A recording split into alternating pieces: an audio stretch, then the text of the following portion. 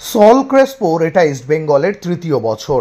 বারবার তার চোট পাওয়ার প্রবণতায় ইস্টবেঙ্গল সমর্থকদের বিরক্তি বেড়েছে শেষ দুবছরে।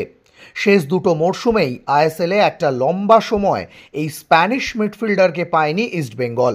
খুব স্বভাবতই এবার তাকে রাখতে চায়নি ম্যানেজমেন্টের একটা বড় অংশ। সলের কলকাতায় আসার দিন বিমানবন্দরে ছিলেন না কোনো সমর্থক, কেবল উপস্থিত ছিলেন ইমামি ইস্টবেঙ্গলের একজন কর্মী।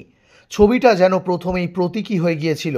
সল ক্রেসপো দিব্যি বুঝতে পারছিলেন নিজেকে প্রমাণ করতে না পারলে মাঝ মরশুমেও তাকে ছেড়ে দিতে দ্বিধাবোধ করবে না ইস্টবেঙ্গল। তাই ডুরান্ট কাপের শুরু থেকেই সল যেন নিজেকে ছাপিয়ে যাওয়ার চেষ্টা করছিলেন। রশিদ রক্ষণাত্মক মিডফিল্ডার হিসেবে খেলায় সল খেলছিলেন একটু উপর থেকে, তবে ডার্বিতে রশিদ না থাকায় সলকে ডিফেন্সের উপর গুরু দায়িত্ব দিলেন অস্কার।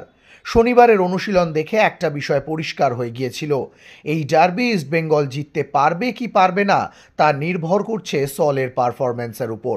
এদিন যেন যাবতীয় সমালোচনার উত্তর দেওয়ার জন্যই মাঠে নেমেছিলেন এই স্প্যানিশ।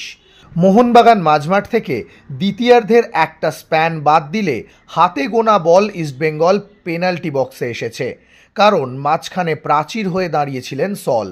এমনকি মোহনবাগান যখন একটা গোল করে ইস্টবেঙ্গলের ঘাড়ের উপর চেপে বসেছে, তখন সল বুঝিয়ে দিলেন তিনি আসল ফর্মে ফিরলে কেমন খেলেন।